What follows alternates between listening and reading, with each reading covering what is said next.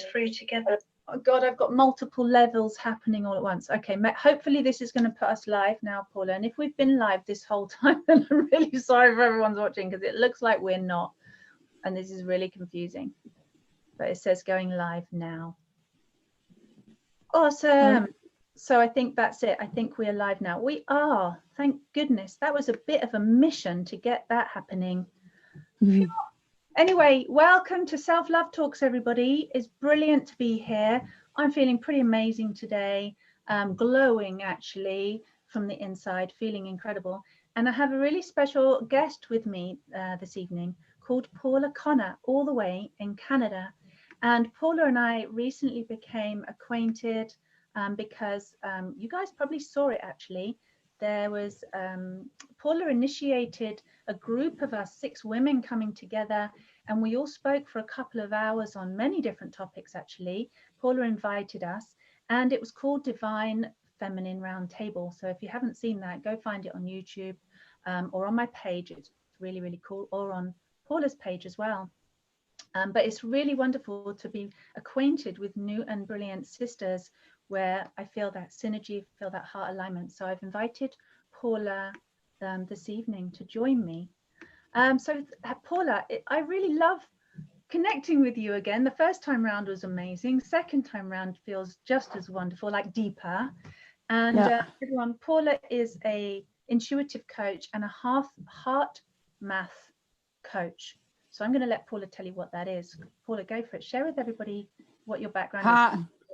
Hi, everybody. So nice to be here. Thank you so much for inviting me. It's always fun to connect. So I'm a certified HeartMath trainer and coach, and also a stress and well-being assessment provider. So I trained with the HeartMath Institute. So this is where science meets spirit.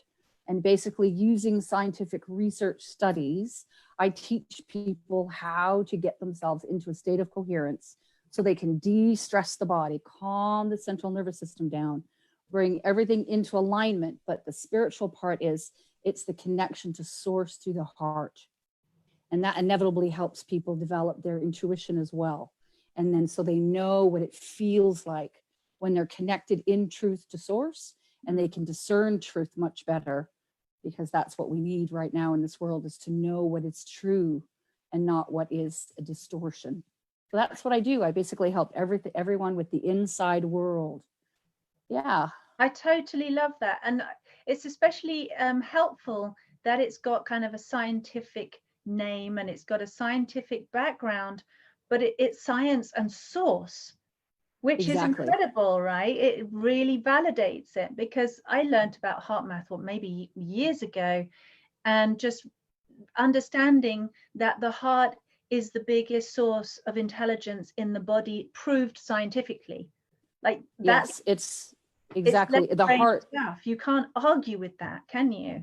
Not at all. No, the heart is the stargate. It's the portal. That's the way that you open the door to source, to feel the coherence and the song, the true song of the universe. So amazing, because we were just sharing there, Paula. I'm sorry guys for being late. I was struggling trying to get the whole Facebook Live thing to work from the webinar, and the internet was just being weird, or something was being weird, and we were having a bit of a giggle saying that all the computery techie stuff has just been a bit of a pain in the neck lately. Anyway, but we're here. But you know, Paula and I were sharing, and we were talking about how we came to, you know, where we are now, what got us here. And I was sharing with Paula how I grew up with an enlightened guru, and all he ever talked about was the heart, was the truth within and the knowledge within. By going into the heart, that was source energy. And so I grew up with that, but that also made me in my upbringing very kind of off to one side and weird and not acceptable. It was too woo-woo, you know. And then when you were sharing, you came from the academia and then found HeartMath, and how that bridged. Can you just share with everyone what you told me about that, how you got there?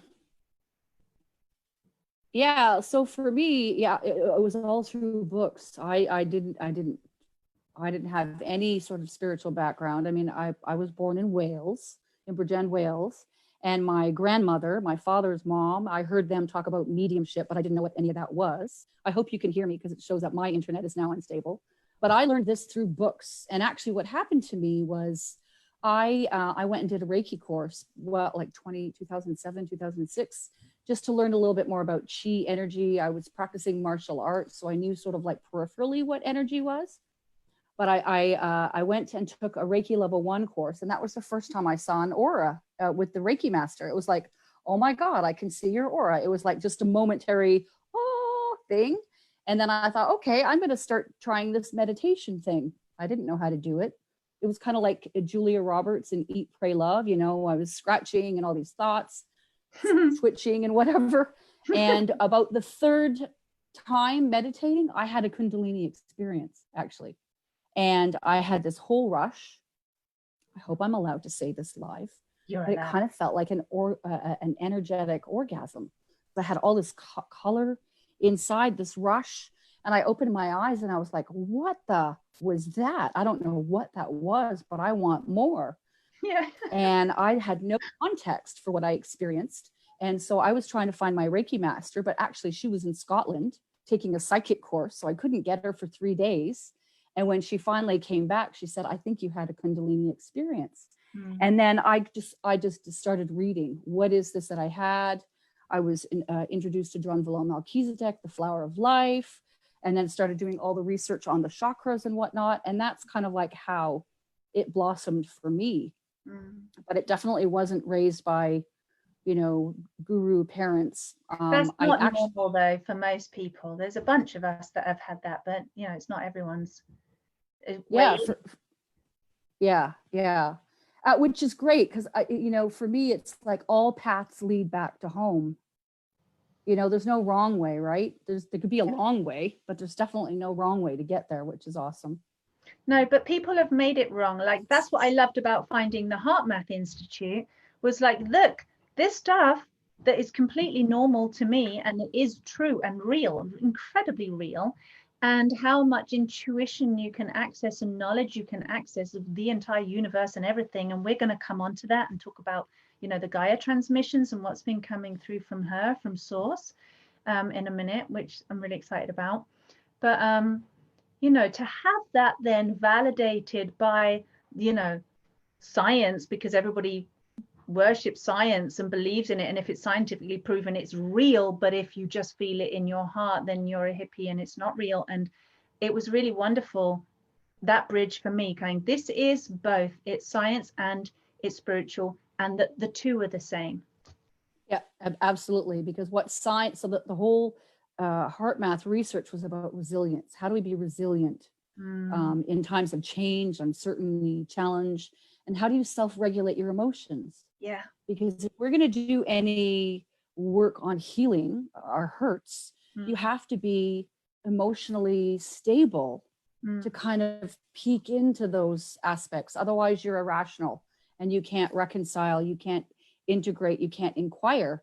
And so HeartMath, you know, it was developed for veterans and first responders, police officers, because, you know, my husband's a police officer, and an officer on average like 8 to 10 stress events a day.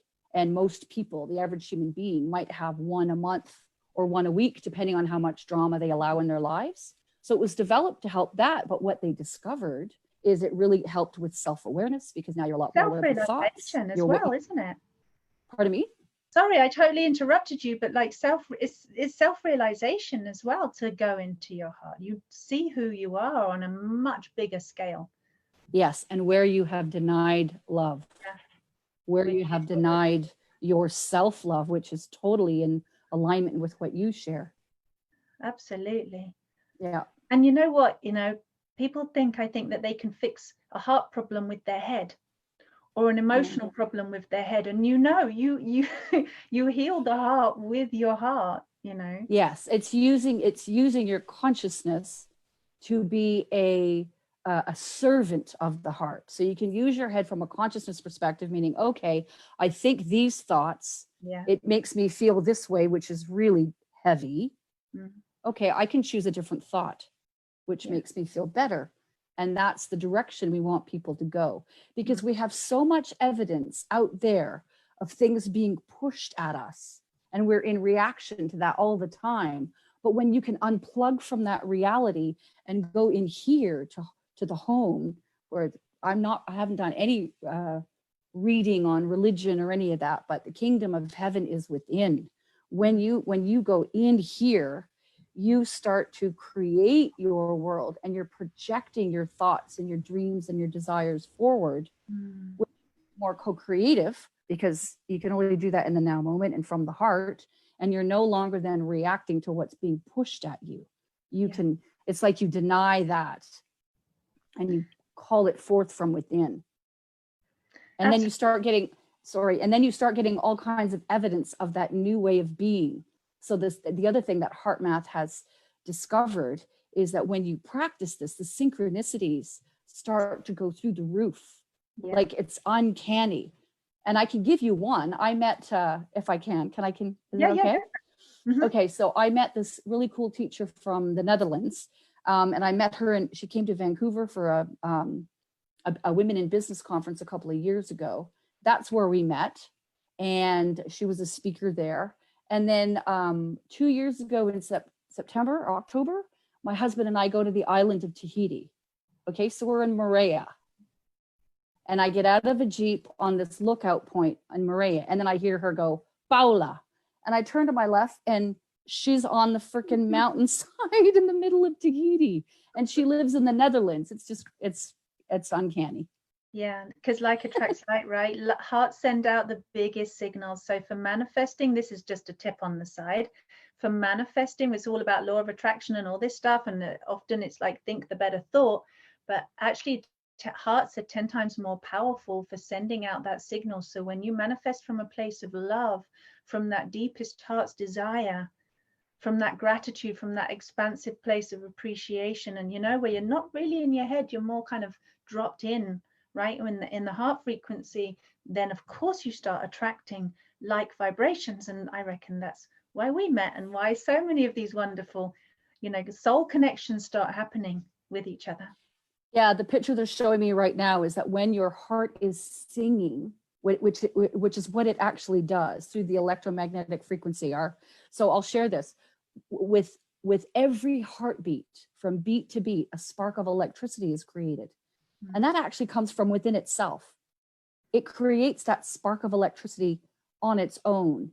And then physics, by default, it creates the electromagnetic energy field. And that actually operates kind of like a transistor radar, where we're broadcasting. Yeah. So imagine it like it's your heart song. How you feel is either you're singing into the universe or you're shouting into it, and then you just get more of that back. So what they showed me was, it's like you pluck the string of the song of the heart, and it sings to everything. And it's like it like brings like a flock of birds to you singing back. It's really cool. That's absolutely beautiful. Thanks for explaining it that way. And it completely relates. Actually, I was listening to an Aboriginal grandmother this morning. Somebody sent me a video, and she was talking about the song and the heart song for the dreaming. So dreaming in the new world with a heart song. So that's really beautiful that you've cool. mentioned that. That's the synchronicity. But also, talking about home and that frequency.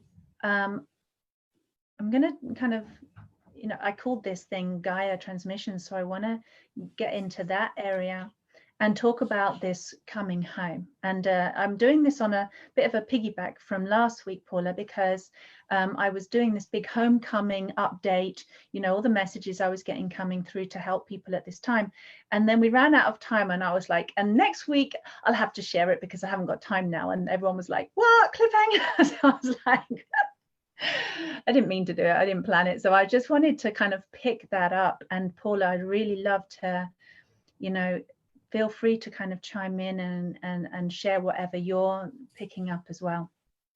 Absolutely. So, okay, where to begin? Oh my goodness. So first of all, I want to just give a little bit of context in this, in that I first started listening to Gaia, communicating through being a soul reader and reading other people's soul energy. So I mean, literally putting my hands on their energy field, on their chakras, seeing with my eyes, hearing with my ears, feeling with my heart, sensing with my guts, feeling with my empathy like all tools in the box I'm using to connect with a person and see them, hear them, feel them on all levels, mental, emotional, physical, spiritual, everything. So it's like seeing a vast library of a human's experiences, if you like, everything that they've been through. So I'm reading people and I start noticing that we've got a connection going up to what we would call divine masculine, which always seemed to be golden. And I guess a lot of people refer to that as God. And then I noticed this amazing thread like golden energy when it was working properly, going down through the core of the body and out through the bottom of the feet. And that down there was the divine feminine. And I would often see it represented as the Mother Earth, and literally seeing the earth and seeing how that person was anchored into their earth energies, anchored into the mother and Gaia, a bit like seeing the umbilical cord.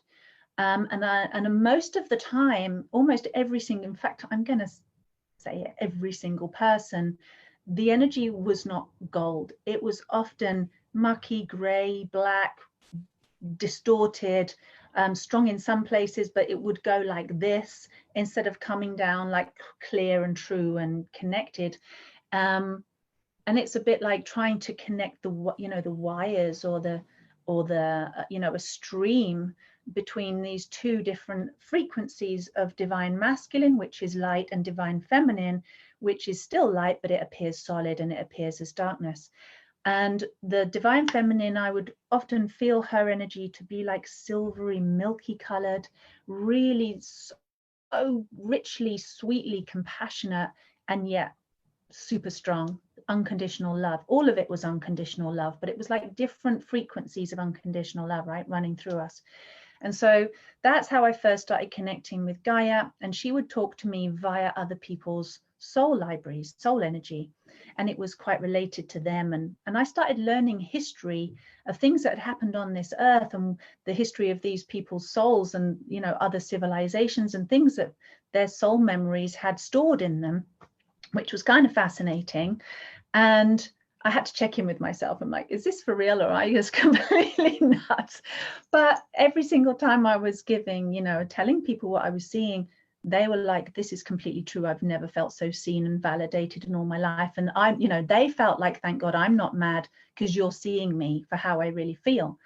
So that built up the confidence. Years later, sorry, this is a little bit of a backstory. Years later, I'm sitting on the hill of Tara in Southern Ireland. And it was the time that there was a lot of road protests, and they were doing some road protests. They were, going to build a road through the whole place. And I was sitting on this hill of Tara, and I was sitting there with a crystal, and I knocked it. I banged it 3 times, this big selenite crystal, 3 times on the earth. I don't know why, I just did it. And then she started talking to me. And I heard her name, Gaia, like emanating from the earth for the first time. And I was like, wow, that's really your name. I thought it was just some hippie name. I wasn't so connected to the earth at all at that time in my life. Anyway, from there on, she started sharing with me a lot of things about her gestation period of us as her children, us as her. So it's like a symbiotic birthing of her rebirthing herself, as well as us being born. So it feels like we're separate.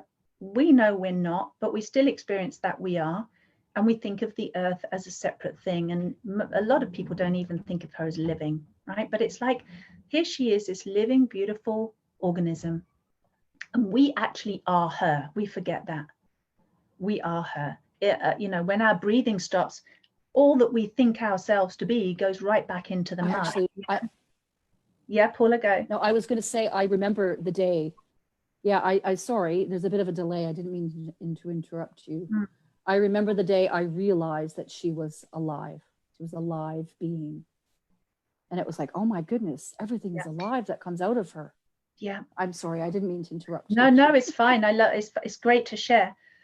So yeah, exactly. And I know we're not the only ones have that experience. At some point, lots of people have had that realization, but I just kind of wanted to give a backstory of how this has all come about. So she started talking to me, and this is like way back in must have been 2007, 2008.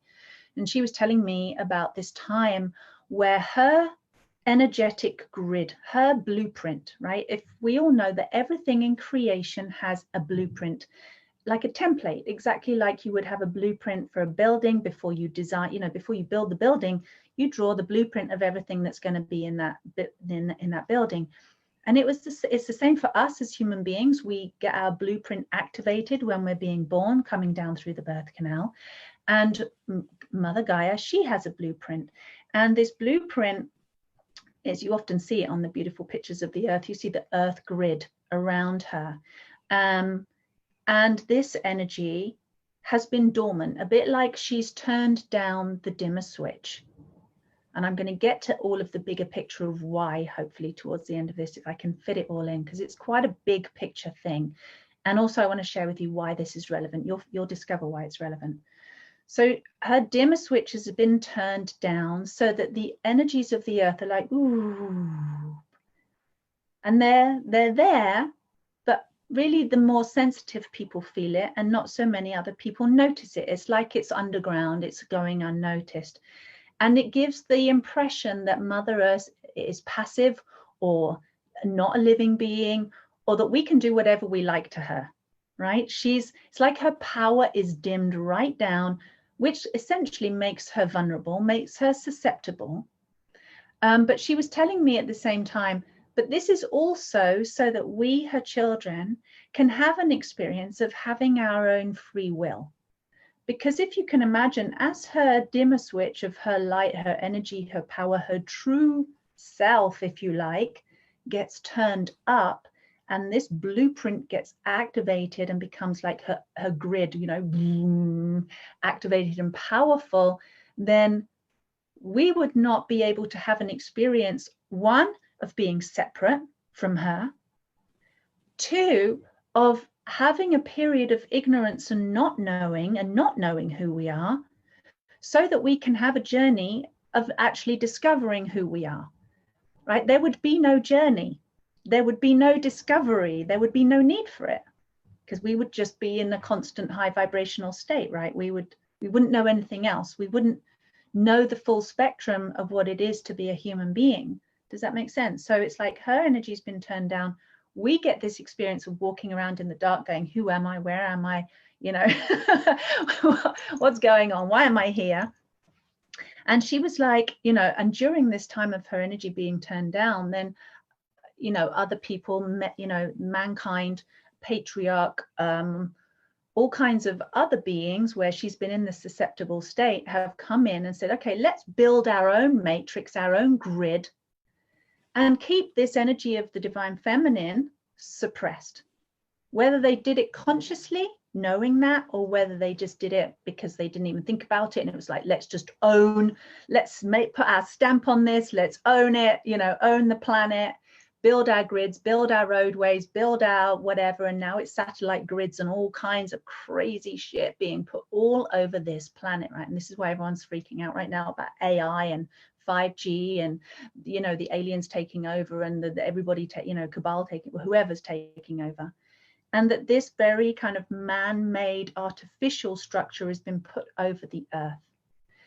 And she's been telling me the whole time, and she had a big chat with me the other day in the bath. She was like, don't worry, because as she turns up her power, which is happening right now, and we've been in it for some time, but we're really feeling it now, that energy, it's not like it will just break the man-made structures apart, but it almost uses them to kind of infiltrate and take over, if you like. It's like, can you imagine what I'm trying to say here? Can you imagine a golden grid coming up, rising in power, going, okay, this is not a block to me and I don't have to break it, but it's like now this golden energy can infuse with the man-made energy and, kind of work through those streams as well, if it's capable, and if it's not, it will break. Does that make sense? Yeah, what the picture they just gave me was like fried wires. It's like as she awakens into her power, into her true essence, reclaims her own power, they're showing me frayed wires, like it's soldered, you know what I mean? So I'm seeing that those connections of control are being destroyed, And then the other part, the other picture that they showed me was, imagine that you're down and she's like breaking out of a shell kind of thing. And it's like, no, you will not damage me any further. Exactly. Yeah. She's like the totally. Yeah, it's like the mama bear energy. It's like mama bear. We need mama bear to step forward now and say, no, you will not. The women have to step forth and say, you will not, that is not allowed. And the men, because we love the men too. Well, it's all the divine feminine is in every single human being. And she was like, there's a certain amount, like any mother, where you let your kids run riot. You let them learn, you let them grow, you let them destroy stuff. But you've when you baby proof a house, you know that they're going to stick their fingers in the plugs. So you put the things in the plugs, you put the stair gate on so that it looks like they're damaging stuff, but not really. Do you know what I mean? And she was like, there's only a certain amount of damage I can actually allow you kids, or we are her, to be honest. It's like we can see ourselves as children, but also we are her, manifest in form. And she's like, there's only so much I can do to compromise my energy and allow myself to not be in total integrity before I have to say, I love myself. And she told me these words the other day and I cried my eyes out. And she said, I love myself too much to let that happen. She said, but I loved you so much to give you the feeling that you had free reign to play and explore and create and destroy before, yes, exactly like you said, Paula, mama comes in and says, okay, kids, my will is now in command. I'm the boss. It's time you all came home. You all come back home to me. You all come back home to the truth, because we're going to have a birth now, right? We're going to go through a big shift. Like you said, a metamorphosis. You said it exactly, like going through that metamorphosis.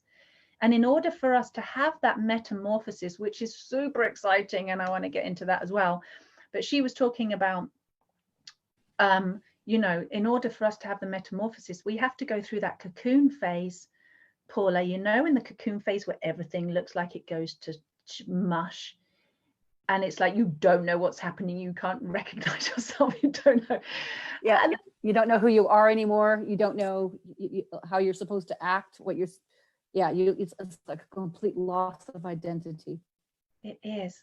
And it's total transformation, because also, and my girlfriend and I were talking about this the other day, about how when a butterfly starts to come out of the cocoon, and this is us too, right? That if we were, as a person, were to peel the cocoon open to try and help the butterfly out, then what happens is it doesn't, as it's working to get out of the cocoon, it's pumping blood into its wings, and the blood going into the wings makes them strong and stand up, and then of course they can come and dry out. But if the butterfly doesn't have its own responsibility to get itself out of the cocoon, it doesn't put the blood into the wings and it can't fly once it's out. Yeah, this transformation period that we're in is completely organic. It's natural. And and we don't have to do anything. Like, we don't have to think about, I got to do this step and then that step. It's completely organic. And we know intuitively, like if you've had a baby, at the first time being a mom, being pregnant, we don't have any training on what to do, but we just know what to do intuitively. And that transformation process is exactly the same. We do when we've been connected to our bodies. I don't know about you, Paula, but I had 2 kids as a home birth, and both my births were completely blissful with zero pain. And a lot of people don't believe me when I tell stories like that, but it's completely true, because that's one option, isn't it? You can have a birth where you trust your body because it knows exactly what it's doing and it's organic. Or you can have a birth where you're struggling, you're full of adrenaline, you're frightened, you're not wanting to let go of control, and then you end up needing help with that and kind of have a very different experience. Yeah, I definitely did not have a pain-free birth. I was on the opposite spectrum. I'm a little bit older than you are as well, though, so things were done a little bit differently in those days. But it's we want to get back to trusting the body, because the body has incredible intelligence and has all the answers. So do you see our metamorphosis now, Paula? Do you have a sort of a feel for what that looks like for everyone at the moment, or what is happening? Yeah, the picture they just gave me is, it's like, imagine a 1,000-piece puzzle and nothing is connected yet. So it's like the whole puzzle it's not connected, and in the right moment, in divine timing, it's like everything will magnetize and get into place. So it's like everything's still up in the air, like we're in an infinite moment of pure potential right now. Yes, I love that. And there's so much activity happening, like there's downloads and there's connections, and it's like we're getting a software upgrade to the hardware. And it's in partial, like it's like 70% complete or something. We're still like kind of, okay, looks like we got about 30% more to go. That's what they're showing me. Right? It's a good job we're in lockdown to have all this, cleaning out of the old software and reloading or uploading of the new software. Yeah, and it's giving everybody a chance to reevaluate what's important. Yeah. Right? Yeah. Do you think we're going to actually have a biological change? Do you think we are in physical metamorphosis? I didn't prepare you with this question. I'm just curious if you have any feelings on that at the moment.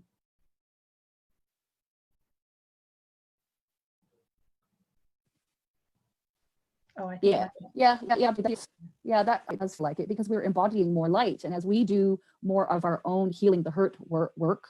And I got a glimpse of this in 2014 when I was in the Amazon. I went to the Amazon jungle and did some work with the sacred plant medicine ayahuasca, and I was actually transformed into my cells and into my DNA, and I could see my DNA uncoiling, and I had pictures and symbols and numbers and all this information kind of coming out at me, and then I could see cells exploding with light. So absolutely, as we release the denser, heavier emotions of like hate, whether it's I hate myself that I did that, or a choice that you made that you beat yourself up about, as we let that stuff go. And as I say, the teachers that I work with, they use that, the metaphor that they use is that if you find something in yourself that you disliked or you have shame about, lift it like it's a baby bird to the light so that it can take flight and be reknown and recreated in a higher way. I totally went off on a tangent, Dan. I'm sorry about that. That's so, no, don't be sorry. That's so beautiful. I really love that. Lift it like a baby bird. Yeah, that it has its potential to be lifted. Because but yeah, the metaphors. Go ahead. Sorry. Yeah, I was just going to say, because to be honest, I thought this was going to happen sooner. I really thought this was going to happen more around 2012, because I was getting such intense communications, visions from Gaia showing us. And when it didn't happen in 2012, I was like, oh, it was like I a little bit doubted what I'd been seeing. And I was like, okay, I just need to be more grounded. Let's just get on with being practical. Let's get on with, was doing, raising my kids and doing events and stuff. And then recently, it's like it's all come back in so thick and so fast, so intensely. And it's like all the things, and I think you were talking about dreams and visions you were having years ago as well. And it's like suddenly it's like this is happening now, and actually seeing the lightening of our density, I've been watching DNA changes.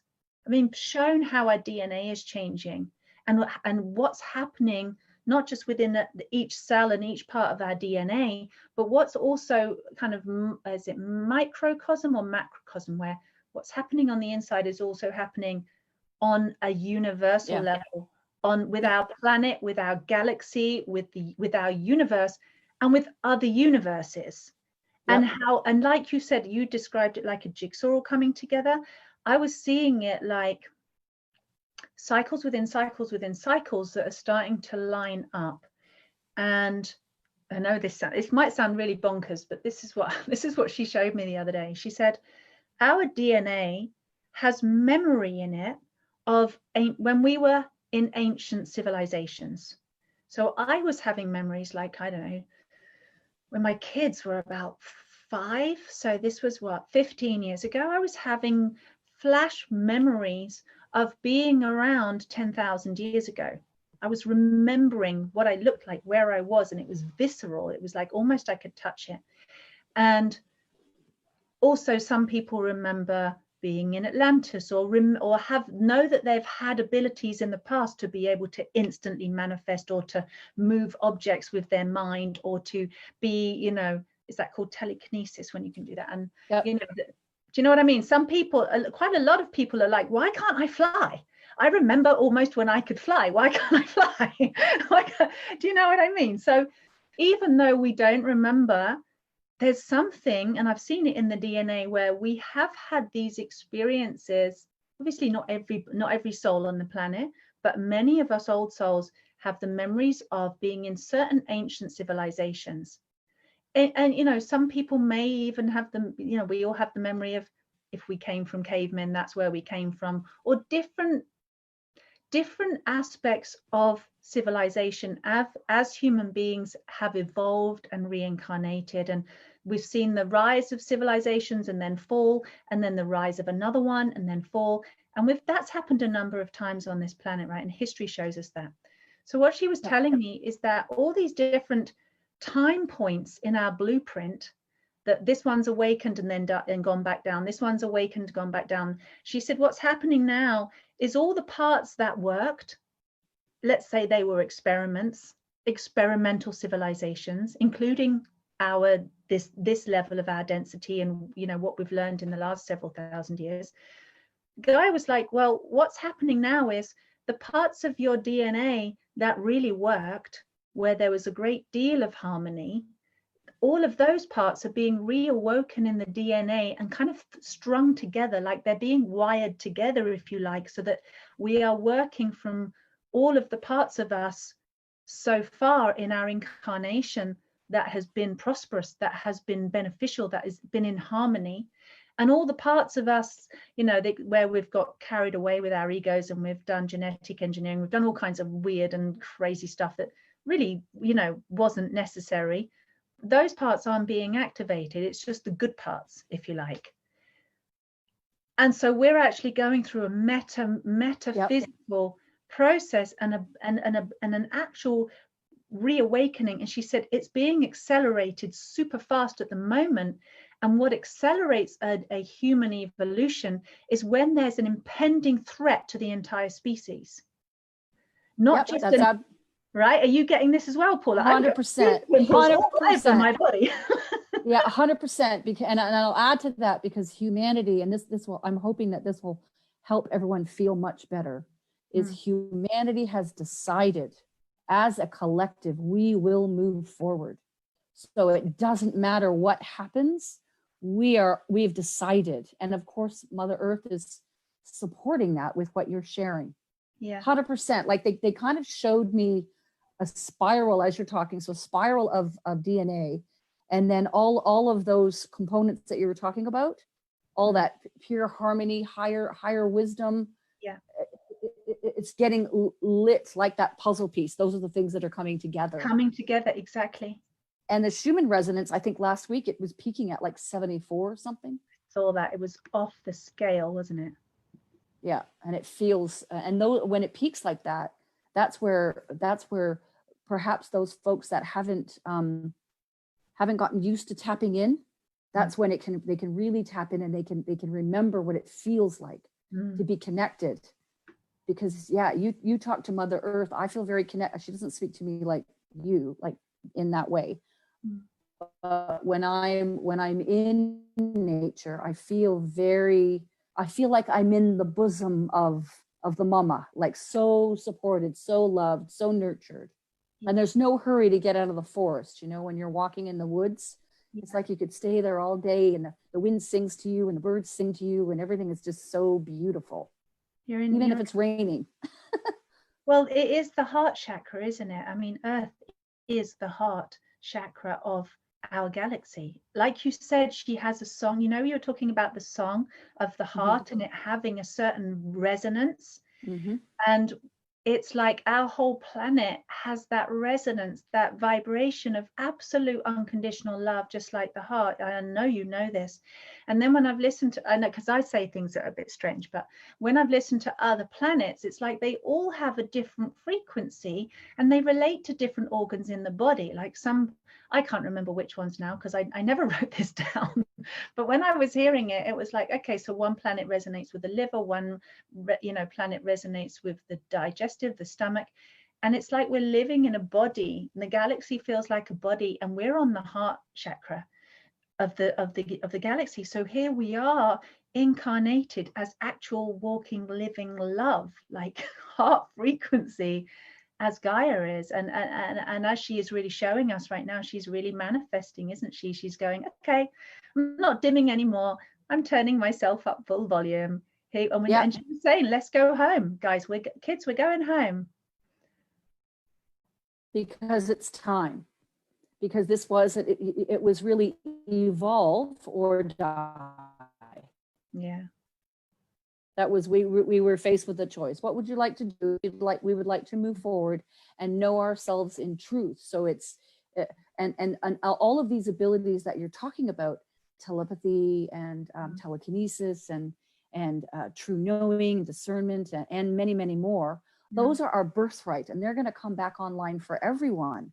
And it's going to come back in line precisely at the moment when it's required, so that we can discern what the deceivers are doing, because it's so confusing right now, right? I mean, there's so much being pushed at people and they don't know what to believe. And so that's why it's so important to get in touch with that your inner wisdom, because it's going to guide you as we move through this transition, as Mother Earth powers up and these abilities start coming on board. Folks are going to need some, okay, what on earth is happening to me? I can see things I couldn't see before. That's happening. Into people. Yeah. Have you noticed, like, even in the last few years, more and more people that's happening to? Yep. And, and it's weird, but it's like everybody has that as children, in my opinion, Paula. We're all born like that, wide open, switched on, all these abilities, and if they're not validated and not acknowledged and used, they have some kind of atrophy, or they just get switched off, or we don't even know that they're there. But as the earth frequency is being turned up, it's like, we start embodying what we really are. Things that have been kind of offline for us or switched off are also the powers getting turned up. So it's completely natural, and it's great that you validated that for everyone as well. It's completely natural to start being able to feel things, feel more. Paula, can you talk about that? Because some people, like, when we start to feel more and see more, it can be pretty scary, can't it? What would you suggest that people do with that?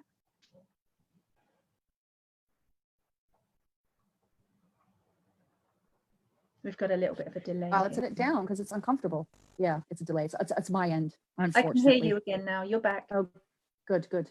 Yeah, I mean, a lot of people have shut down the feeling centers. They've built, as my business partner Zisa says, they've built walls up around the heart to protect themselves. Because again, we've got all kinds of evidence out there as to why we need to protect ourselves.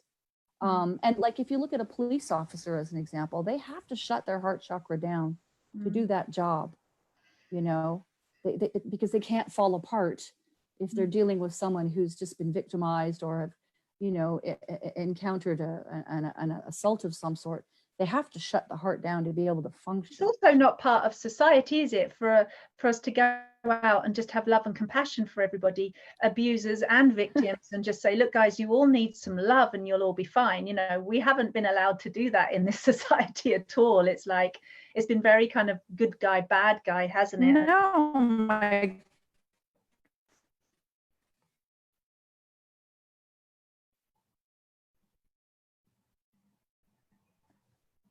yeah, and the women, I mean, and they're going to take over another company and put like 1,000 people out of work. But they don't have any compassion for that. Whereas a woman, their intuition might be, that's not fair to do that. There's got to be a better way that we can create this shift or what have you. So the emotions have been you know, kind of not allowed, because you can't have an emotional overreactive woman, and boys have been told they can't cry. So they were taught from the beginning that it's not safe for them to express how they feel. Mm.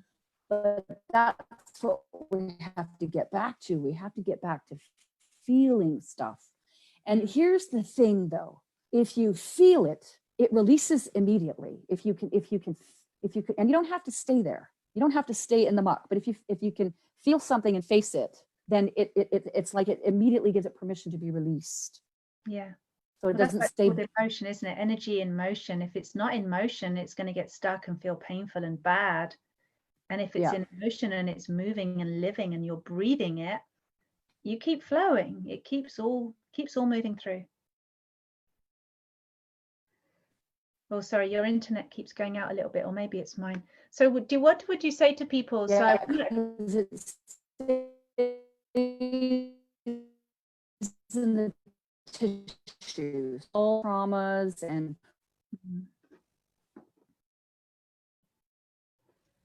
I've lost you completely for a moment. Gosh, I don't know if it's my internet or yours. Sorry, Paula. It's probably mine. I lost you for a moment there. I didn't hear anything you said, but I can hear you now. I was just saying, yeah, so one, it's been people have been taught to protect their hearts, and we've been told we have to protect our hearts. But then once we start opening our hearts, which feels really vulnerable, but it's needed in order to be who we really are and to have this feeling of coming back home. Because I know so many people, it's like, oh, they're just desperately wanting peace. They're desperately wanting happiness in the world. They're desperately just wanting love. And to have this feeling of coming home. Have you experienced that? I've almost been feeling homesick, you know. Absolutely. Is the heart is the gateway. Yeah. Yeah. Once again, there's a delay. I'm sorry. Once you connect through your heart, that's when you know you're home, because the heart, once you make that handshake, like that agreement, I want to know me as I truly am. The heart will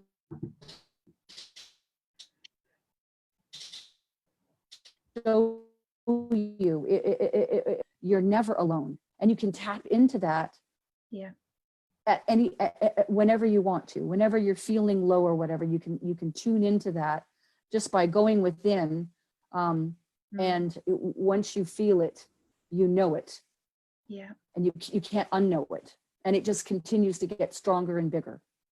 Exactly. So what you thought was vulnerable and weak suddenly becomes your superpower, because love is the superpower, right?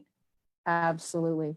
Absolutely. Be brave enough to feel it, brave enough to open the doors and go home and stop suffering. Exactly.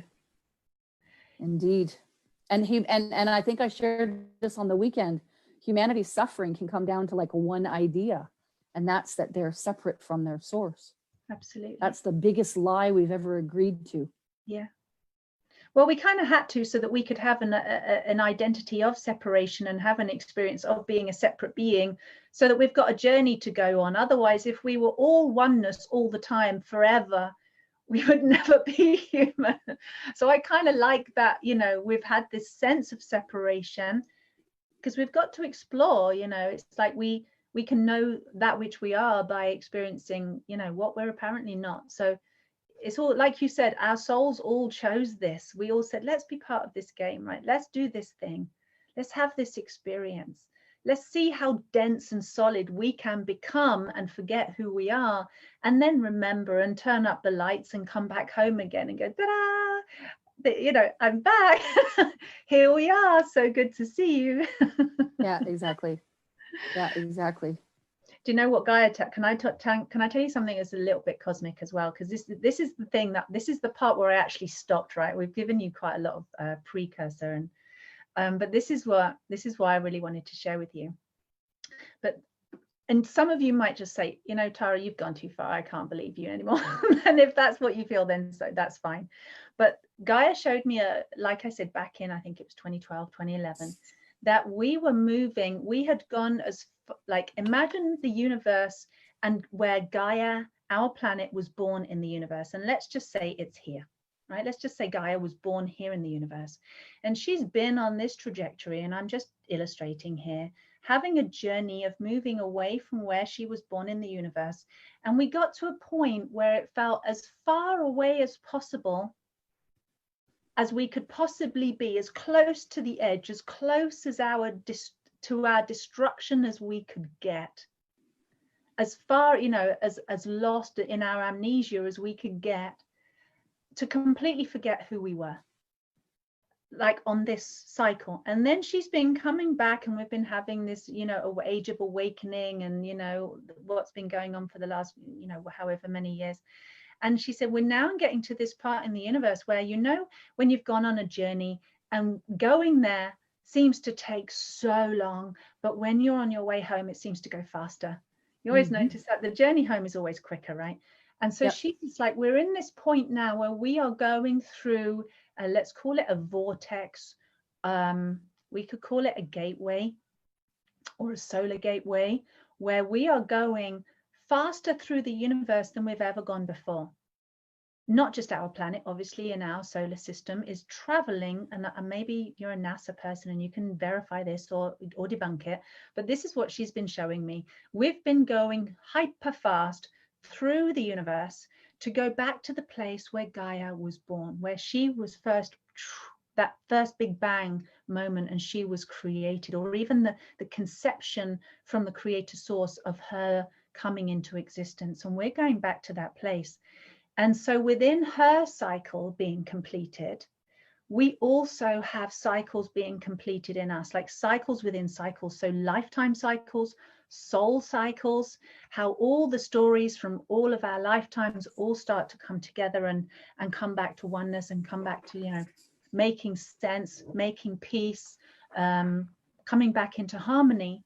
And as we do that, and also harmony with one another, so it's about not making peace within and then making peace with one another, right? And as we're doing this, our frequencies are getting raised, because we're not just coming back where the end meets the beginning like this. I can show you, like on, you know, where the first bead meets the last bead.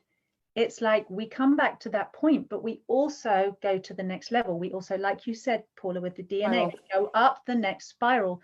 So it's like a completion of a cycle, but it's not fixed. It actually spirals, but we get the sense of completion. And as we're kind of hurtling through the universe, coming back to this home point, we can all feel it. And she said, you are traveling so fast that the best thing for you to do is not try and understand everything that's being, what do you call it when you get a software and you're taking it out of the hardware, when you're taking an old deinstall. Yeah, when you're right. So at the moment, old programs are being deinstalled, and that's where some of the battles are happening out there on the astral plane, and the 4D people, and, you know, all the, you know, draconians and whatever. They're trying to keep that installed. But what's actually happening is we're getting programs uninstalled and new ones uploaded, like you were saying, super fast, preparing us not only for the completion, so that we're complete in our soul, but preparing us for the next level, right? So we're having a vibrational shift, a frequency shift, a physical density shift, a mind shift, everything, soul shift, everything shift. And we're going through this vortex super fast. And she said, it's like if we were going warp factor in the Millennium Falcon or something, you put your seatbelt on. You don't try and see everything that's going past really fast. You'll go mad. Your fuses will blow, right? You can't compute that much information.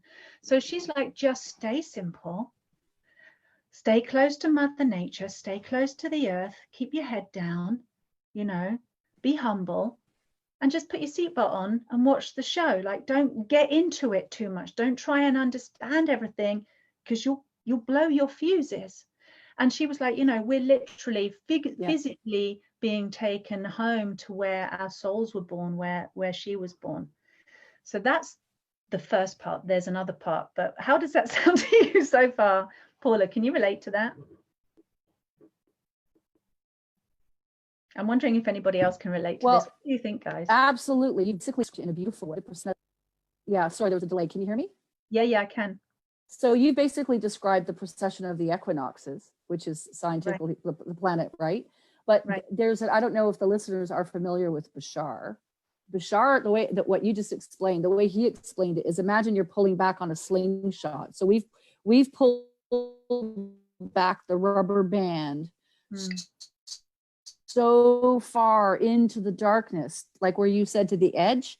So we got so far back here that when we just swung forward so fast and so forward into the light, which is awesome. And yeah, we just need to breathe and relax, because this is natural and organic and it's exciting.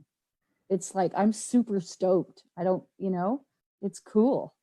I love that word, stoked. I was stoked. Yeah, it's my favorite. Is that an Australian word?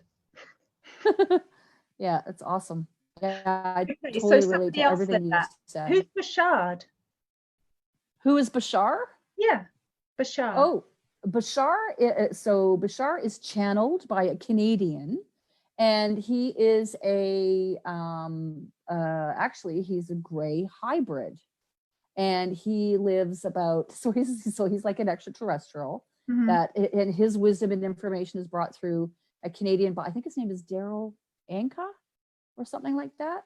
Okay. And and he just brings information through, just some really powerful teachings on belief systems, and he's pretty cool.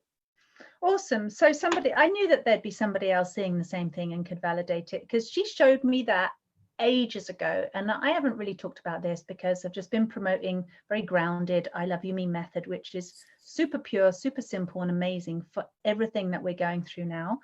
But this is what she was showing me. And then the other day, can I tell you the next part? Because she told me, as we're now kind of coming to that completion point and preparing to go on to that next spiral upwards, if you like. And there you go. There you go.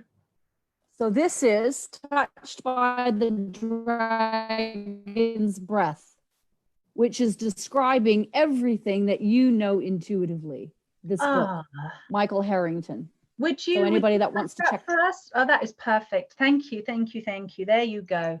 So it's brilliant. See, I know that there's a lot of us plugged into this, and it's really great to kind of be connected with other people who are going, yep, I see that too. That's brilliant.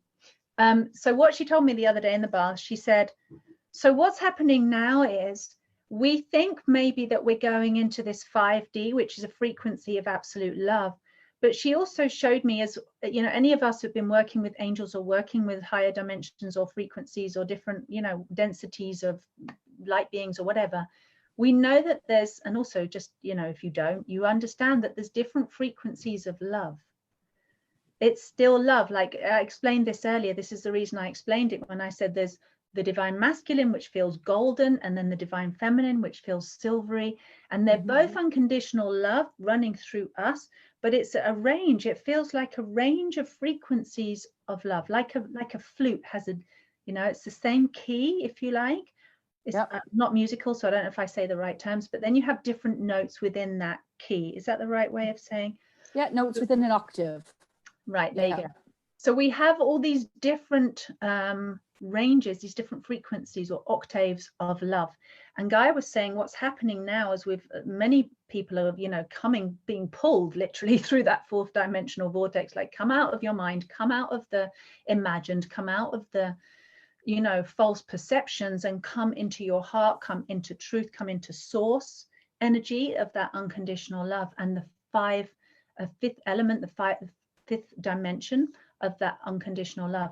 But she says what's happening is we're being prepared to exist on a multi-frequency scale of love, and that we can move up and down. So whereas we've only been third dimensional, or most people experience themselves just to be third dimensional, just physical, nothing more than that, that's our range of experience is being expanded.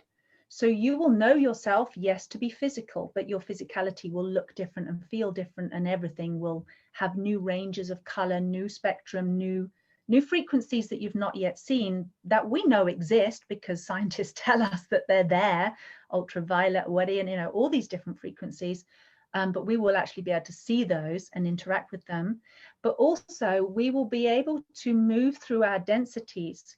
So we can be in fifth density, sixth density, seventh density, eighth density, ninth, and we can actually transition and move and change our own density change our own vibration, a bit like playing that flute, so that we can go home and, you know, go and connect with our Pleiadian brothers and sisters, or we can come back to Earth, or we could go somewhere else and we can travel and have a much broader range that's still human, but it's like the new human. It's like the design has been perfected. This is what we were always designed to be. The blueprint is fully activated.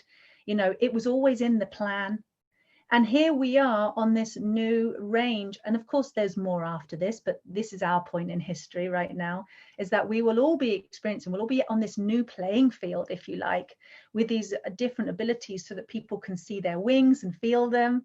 They can, you know, go, I always knew I could fly, and now I can. Does that make sense? I know it makes sense to you, Paula. Yeah, it totally makes sense. And on a practical, like to bring it a bit more down to like, how does that, you know, make my world better if I walk around, is your connections to the animals will be so much more communicative. Because I'm going to in my yard are becoming more self-aware. They're sitting on the ledge of my car and looking in the side mirror, and on seriously, and I've got bird poop down, like streams of it, like my car is crying. Because the birds are sitting there and they're looking in the mirror. That's hilarious. That before. So that your communication with the animals will be, your communication with the animals, which will be a lot more solid. With nature, you'll perceive more beauty. And the biggest thing is when you move to that level, fear is not existent. It's just not existing, right? It doesn't exist. There's no fear. So we can learn our lessons and our journey in a much higher way. We don't have to have fear anymore. Well, it's like complete liberation. You know, C.S. Lewis was ahead of his time when he wrote those Narnia books. I don't know if it's because I grew up listening to my dad tell me the Narnia stories, but I was like, of course animals can talk. You know, why would anybody eat them? They're, you know, you can, we can understand the animals, they can understand us. And it's totally true. We had a fox outside our house a couple of times in the last week, which just sitting on the wall by the front door, just yowling at the window, looking at us for ages. We're like, what, fox? What do you want? Yeah, it's like it's like yeah, we become a lot more in tune with nature. It's like we know each other. She knows us, we know her. So the whole experience is going to change for the better, which is awesome. And you were saying just before we came on live, you were saying you remember when you got your wings as well. Yeah, you want me to tell you my dream? Is that okay? Is that I bring that up? Yeah, it's awesome. So I remember, it was a lucid dream. I was aware that I was dreaming, and I was kind of like, it was like a square room, and over here there was like a misty, smoky something, and I was like kind of getting ready. I was like, you know, like an athlete kind of like gets ready. And then I stepped into it, and it was like, oh, like that when I moved into the energy. And I looked to my left where there was a window, and I could see in the reflection that I had these huge angel wings.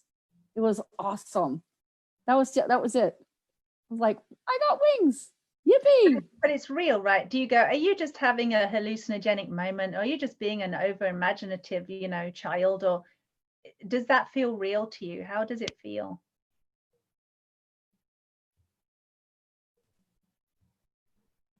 Oh, well, 3 years ago, and I'm definitely not a child, so my inner child was absolutely delighted. But no, that was just a couple of years ago, and no, I don't think I'm imagining it at all. It's absolutely, because I support love, I support life, so of course I have angel wings. Everybody has them that supports life and is passionate about creation and beauty, and because we can just do a much better job, right? We can do such a better job. Absolutely. And I'm excited to get cracking on creating beauty that supports everybody and nobody gets left behind, you know? You know, if anything, maybe this is, another way of framing this is saying it's the time of the inner child, because all of our inner children are little angels, aren't they? Like absolutely pure, children love unconditionally, without a thought, without a question, no hesitation. They'll forgive everything and don't. It's like nothing. Of course I forgive you. It's not even a thing. You know, they're pure love, and children are absolute angels. And we all have that part of our energy field of the angelic realm, you know, and that's got multiple frequencies as well, you know, multiple densities of that angelic light, as we know, like different different kinds of angels, and we all have that as part of who we are, but not everybody kind of embodies that, do they? Not everybody says, okay, I know that I'm angelic and that's part of my normal frequency, but our inner child does. Like you said, your inner child was having a best day when you got your wings. Well, that's because the inner child lives in wonder. Like life is wonder. It's like, oh my gosh, what's going to happen today, right? There's so much excitement.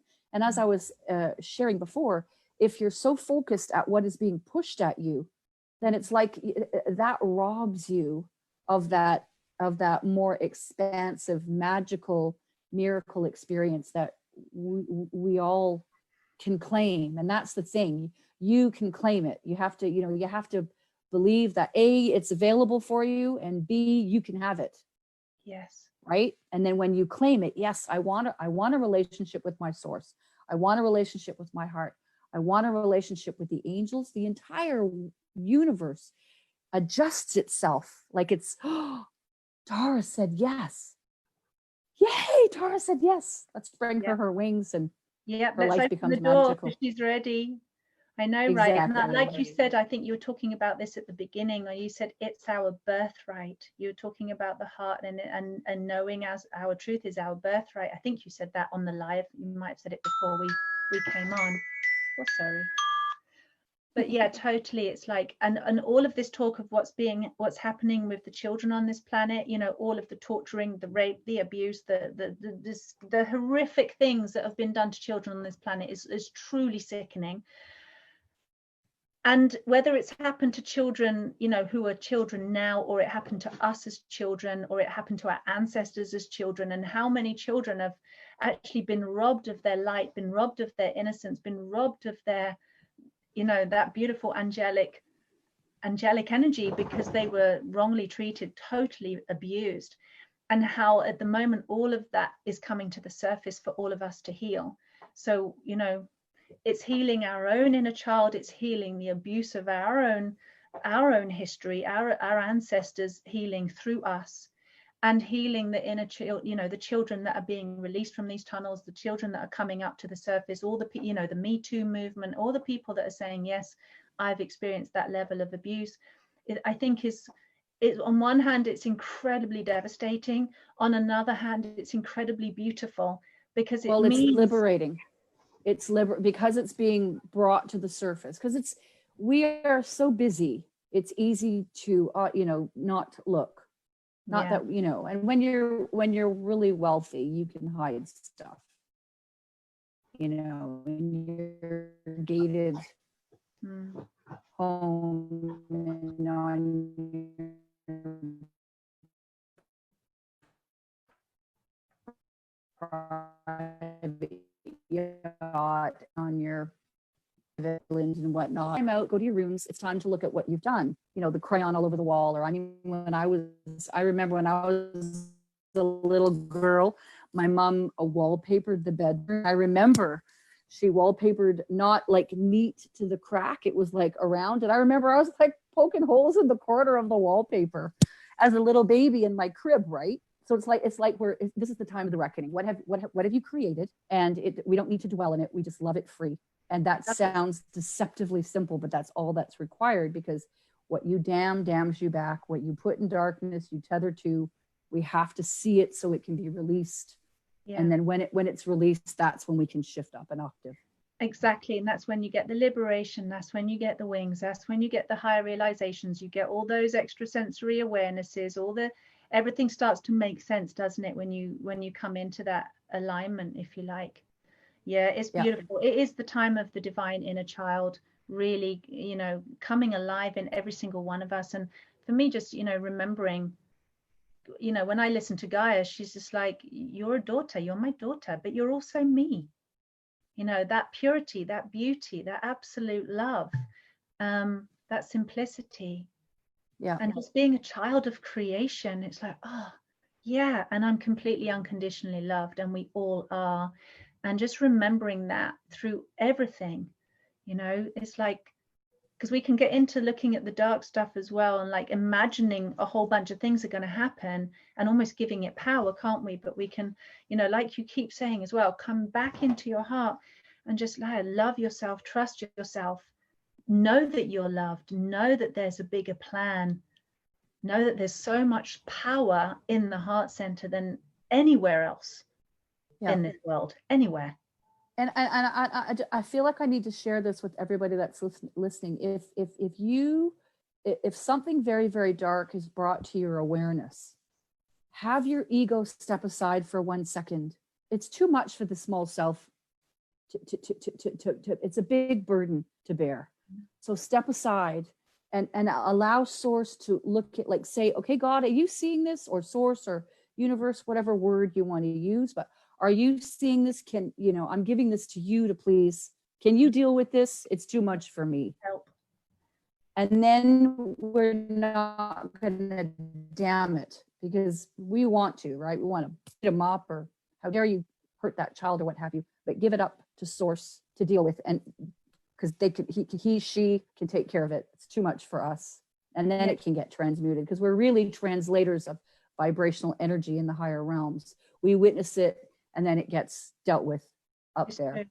And the more that we let go and let love, the quicker and easier this whole rebirthing metamorphosis thing will happen. You know, it's like, get out of the way. That's how I had a blissful birth, by the way, is just completely getting out of the way. No ego, no control, just letting it happen without me doing anything. And that's how it ended up so blissful, literally doing nothing, except in just trusting the process. So I feel like exactly what you said, the best way through everything right now is to let go, let love, and just trust the process. And every time you feel yourself going into, I need to control, I need to fear, give it up, bless, and just come back to your heart. Yeah, because the purpose of fear is to recreate more fear. And what you fear, you allow to govern you. And none of us want that, do we? We don't want all of the fear stories, and none of us want those fear stories being real. We just want them all to just flow on by. And they were all created by design to keep us small. Yeah. They were, the whole beautiful design. Paula, we've been on here for over an hour now. Is there anything that you want to share before you go? I'd love people to go and check out your work and check out your website. I don't think so. I'm just so grateful to chat with you today. I hope that this has served whoever, I think we could keep going, couldn't we? We could chat for ages, I reckon. Yeah, for sure. There's been 62 comments so far. I actually can only see 4 of them at the moment. And Donna Bailey's saying, we know we were robbed and we love it free. Someone earlier was talking about Nat Green says she's crying. Donna's celebrating the heart singing. Somebody else had posted the comment earlier about the little bird that you talked about. Okay. And they loved that analogy. So I think generally, listen, I know that whenever I come on here, like attracts like, and we all come together. We're all like vibrational souls. We're all interested in our heart. So, and Paula and I, it's really wonderful when we share our experiences, we share what we know, even if it sounds a bit wacky or out there, as some people think that mine are, but to me, they're completely real, as Paula and her wings, completely real. And when we share these things, it's like, I think it helps give other people that validation, that confidence that what you're feeling is real, allowing all these extra sensory awarenesses to come out, allowing your healing to come out, allowing your awareness to tell you what's going on, plugging into your own wisdom. And hopefully by us doing this, it just helps validate you that none of us are mad, none of us are imagining. This is real, this is where it's at. And just to stay here and have a really wonderful metamorphosis time together, because it's really exciting. Yeah, it's wonderful. This is very cool. So, the last thing I would share is when you see a structure collapsing, oh my goodness, what's happening? The world is falling apart. Yeah. Celebrate, because the building has to come down so we can rebuild it on a solid foundation with heart. Anything made without heart is going to fall apart. And that's a beautiful thing, because we can do such a better job. That bless you. Thank you. True. That is absolutely true. Let it fall. I totally agree. Paula, you're a complete angel. It's really lovely to be with you. I hope we do this again.